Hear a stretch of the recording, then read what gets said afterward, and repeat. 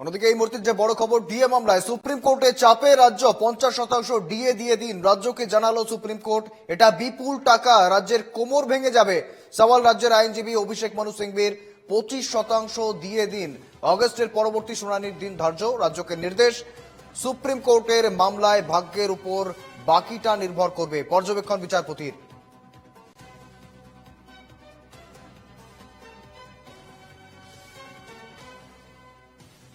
DA মামলায় supreme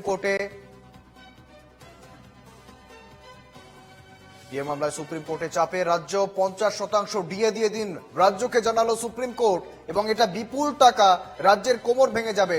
সওয়াল রাজ্যের আইনজীবী অভিষেক মনু সিংভির। 25% দিয়ে দিন, আগস্টে পরবর্তী শুনানির দিন ধার্য।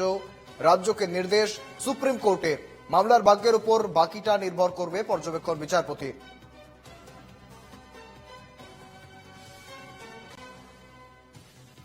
এবং দীর্ঘদিন ধরে এই ডিএ নিয়ে একটি আন্দোলন চলছিল বিভিন্ন জায়গায়, বিক্ষিপ্তভাবে আমরা সেই আন্দোলন দেখেছি। মহার্ঘ ভাতা নিয়ে বারে বারে উত্তপ্ত হয়েছিল বঙ্গ রাজনীতি। এবং বর্তমানে সুপ্রিম কোর্টে এবার চাপের মুখে রাজ্য সরকার। 50% ডিএ দেওয়ার কথা জানাচ্ছেন সুপ্রিম কোর্ট। পাশাপাশি রাজ্যের তরফ থেকে রাজ্যের আইনজীবী অভিষেক মনু সিংভি তিনি জানিয়েছেন যে এটি বিপুল পরিমাণ টাকা, অর্থাৎ এই বিপুল পরিমাণ টাকা দেওয়া সম্ভব নয়। পরিপ্রেক্ষিতে সুপ্রিম কোর্ট 25% ডিএ দেওয়ার নির্দেশ দেন। এবং পাশাপাশি এই মামলার পরবর্তী শুনানি যতক্ষণ না হচ্ছে ততক্ষণ সেই শুনানির উপরে নির্ভর করছে বাকি ঠিক কি হবে। আগস্টে পরবর্তী শুনানির দিন ধার্য করা হয়েছে।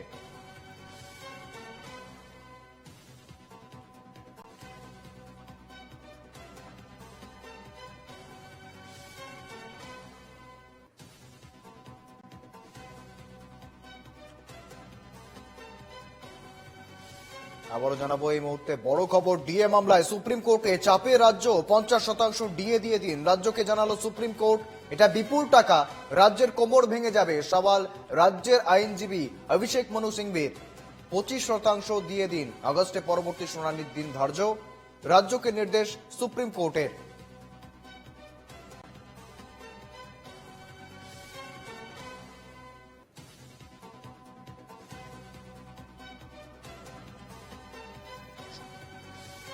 সঙ্গে রয়েছেন প্রতিনিধি বিউ সরকার। বিউ, সুপ্রিম কোর্টে এবার চাপের মুখে রাজ্য। 50% ডিএর কথা বললেও পরে অভিষেক মনু সিংভি রাজ্যের তরফ থেকে তিনি আর্জি করেন এই বিপুল পরিমাণ টাকা দিতে পারবে না রাজ্য।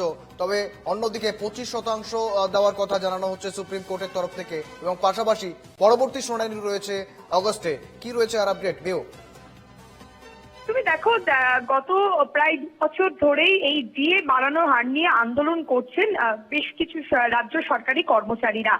এই একটি সংগঠনও রয়েছে সংগ্রামী যৌথ মঞ্চের তরফ থেকে, এবং তারা এই নিয়ে আন্দোলনও চালাচ্ছেন টানা। এবং রাজ্য সরকারি কর্মচারীদের আপাতত 25% মর্গ ভাতা দিয়ে দিতে বলল সুপ্রিম কোর্ট। 4 সপ্তাহের মধ্যেই সকল কর্মচারীকে এই পরিমাণ দিয়ে দিতে বলা হয়েছে। প্রথমে বলা হয়েছিল 50% দিয়ে দেওয়ার কথা, কিন্তু তারপর রাজ্যের যিনি আইনজীবী রয়েছেন তিনি বলেন যে এই এত হারে এখনই পর্যন্ত অর্থাৎ 50% দেওয়া সম্ভব নয়। এটা কোনো সাংবিধানিক অধিকার নয়। এটা রাজ্যের যিনি আইনজীবী ছিলেন অভিষেক মনু সিংভি, তিনি বলেন এত বিপুল টাকা রাজ্যের কোমর ভেঙে যাবে। তাছাড়া তার ব্যাখ্যা, এটা কোনো সাংবিধানিক অধিকার নয়, 50% দিয়ে দেওয়া সম্ভব নয়। পাশাপাশি তারপরে সব শুনে শীর্ষ আদালত জানায় বকেয়া মহার্ঘ ভাতা 25% দিয়ে দিন, এমনটাই বলা হয়। এবং আগামী 4 সপ্তাহের মধ্যে এই বিপুল পরিমাণ যে 25% মহার্ঘ ভাতা দিয়ে দিতে বলল সুপ্রিম কোর্ট। 4 সপ্তাহের মধ্যে সকল কর্মচারীকে এই পরিমাণ দিয়ে দিতে বলা হয়েছে। শুক্রবার সুপ্রিম কোর্টের বিচারপতি সঞ্জয় করল এবং বিচারপতি মনোজ মিশ্রের বেঞ্চ একথা জানিয়েছে আগামী আগস্ট মাসে এই মামলার পরবর্তী শুনানি হবে। এবং যেটা সংগ্রামী যৌথ মঞ্চের তরফ থেকে তারাও ইতিমধ্যে একটি ভিডিও বার্তা তারাও ইতিমধ্যেই পাঠিয়েছেন, যিনি সংগ্রামী যৌথ মঞ্চের কনভেনার রয়েছে। তারা বলছে যে পরবর্তী যে শুনানি রয়েছে তারা আপাতত যেটা যেটা বলা হয়েছে সেটাতে আপাতত তারা কিছুটা হলেও খুশি, কারণ যেটা দেখা গেছে বারবার সেটা দাবি করেছে যে কেন্দ্রের থেকে রাজ্যের যে ডিফারেন্স মহার্ঘ ভাতার, কারণ রাজ্য সরকারের তরফ থেকে বাড়ানো হলো, কারণ তারা যতদিন ধরেই যে তোমার কাছে আন্দোলন আসবো, করছে। তবে আমরা যোগাযোগ করেছি, সঙ্গে রয়েছেন আইনজীবী বিকাশ রঞ্জন ভট্টাচার্য। বিকাশ বাবু, সুপ্রিম কোর্টে ডিএ মামলা নিয়ে রীতিমতো সুপ্রিম কোর্টে চূড়ান্ত চাপে রাজ্য, কি বলবেন? সরকার তারা আজকেও চেষ্টা করেছিল এই মামলাটা যাতে শুনানি না হয়। তো এখন আমাদের চাপে তো আর বিচারপতিরা বলেই দিলেন যে আমি আগের দিনই বলেছি আজকে শুনবো, তোমরা এক্ষুনি প্রথমে বললেন যে 50% বকেয়া টাকা দাও, তা না হলে মামলা আমরা ডিসমিস করে দেবো। তারপর রাজ্য সরকারের পক্ষ থেকে অনেক আকুতি মিনতি করাতে ঠিক আছে তাহলে 25% টাকা দাও, 4 সপ্তাহের মধ্যে বকেয়া 25% টাকা দিয়ে দাও, তারপরে আমরা শুনবো মামলা, আগস্ট মাসে দিন ঠিক হবে তখন শুনানি হবে। অর্থাৎ এই 25%টা চূড়ান্ত নয়? এই 25% চূড়ান্ত বটেই, বেশ, চূড়ান্ত। এটা এখন ফাইনাল শুনানির জন্য আসবে। এই মামলায় রাজ্য সরকারের পক্ষে খুব একটা ওই কাঁদুনি গাওয়া ছাড়া আর তো কিছু নেই, টাকা নেই এইটাই কাঁদুনি গায়, আর কিছু না। বেশ, ধন্যবাদ বিকাশ বাবু।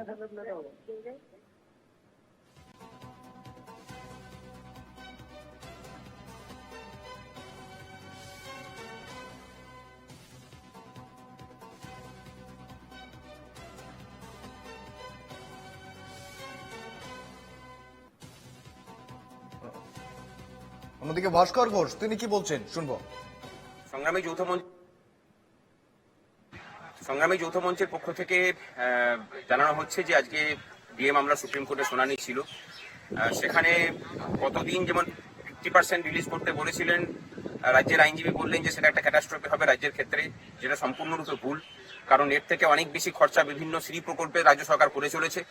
যাই হোক, তারা মিথ্যা বলেছেন, কিন্তু জাজরা বলেছেন তখন যে 25% আপাতত রিলিজ করুন, যতদিন না এর শুনানি হচ্ছে ততদিন দিয়ে যেতে হবে, এরপরে বাকিরা ডিসিশন হবে, এবং জুলাই মাসে শুনানির দিন রেখেছেন। আমরা মানে আনন্দিত না হলেও দুঃখিত নই, মোটামুটি খুশি আমরা যে আপাতত একটা রিলিফ পাওয়া গেছে, এবং জয়ের জন্য যে লড়াই আমাদের, সেই লড়াইয়ের একটা দিশা আমরা দেখতে পেয়েছি। আবারও ফিরবো, সঙ্গে রয়েছেন প্রতিনিধি বিউ সরকার।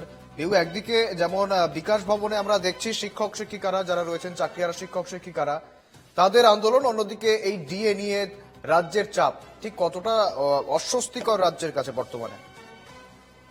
একদমই, দেখো রাজ্যের কাছে বলা যেতে পারে একটা অস্বস্তিকর, কারণ বিগত 1 সপ্তাহ ধরে এই যে শিক্ষামন্ত্রী ব্রাত্য বসু তিনি বিকাশ ভবনে তার যে নিজস্ব দপ্তর রয়েছে সেই দপ্তরে তিনি আসতে পারছেন না, কারণ দেখা গেছে লাগাতার 7 দিন ধরেই তারা আন্দোলন করছে, এবং গতকাল তো দেখা গেছে দিনভর তারা ভেতরে প্রবেশ করে তারা অবস্থান বিক্ষোভ চালিয়েছে, সেখানে তারা গেট টপকে গিয়েছে, তারা কোনো রকম ভাবে যারা স্টাফরা রয়েছে তাদেরকে বেরোতে দিচ্ছিলেন না। অবশেষে পুলিশ সঙ্গে রীতিমতো বচসা হয়, পুলিশ লাঠিচার্জ করতে বাধ্য হয়, তারপর তারা বের হয়, এবং অনেক সরকারি যে জিনিসপত্র সেগুলো ভাঙচুর করা হয় বলে পুলিশের তরফ থেকে তারা ইতিমধ্যেই তারা নিজস্ব একটা মামলা দায়ের করেছে।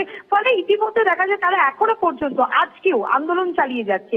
একদিকে যে যোগ্য শিক্ষক শিক্ষিকারা যারা প্রায় 26,000 শিক্ষক শিক্ষিকারা রয়েছে তাদের আন্দোলন, অন্যদিকে এই যে এই মুহূর্তে যেটা বলা হয়েছে যে 25% যে ডিএ বাড়ানোর কথা সেটা, ফলে রাজ্য সরকারের কাছে একটা বলা যেতে পারে চাপই, কারণ এই যে 25% বকেয়া ডিএ সেটা আগামী 4 সপ্তাহের মধ্যে রাজ্য সরকারকে যেটা দিতে বলা হয়েছে, সেটা রাজ্য সরকার এখন কি করবে, কি পদক্ষেপ নেবে, তার উপর একটা যথেষ্ট চাপই বলা যেতে পারে। কারণ একদিকে নিয়োগ প্রক্রিয়া, একদিকে এর আগেও দেখা গেছে সুপ্রিম কোর্ট বলেছে যে এই যে শিক্ষক শিক্ষিকা রয়েছে তাদের আগামী মে মাসের মধ্যে, অর্থাৎ 31শে মের মধ্যে পুরো নিয়োগ যে বিজ্ঞপ্তি সেই বিজ্ঞপ্তি জারি করতে হবে। কিন্তু অন্যদিক থেকে শিক্ষক শিক্ষিকারা তাদের বক্তব্য যে তারা কোন রকম ভাবেই এই মুহূর্তে তারা নতুন করে পরীক্ষা দিতে রাজি নয়।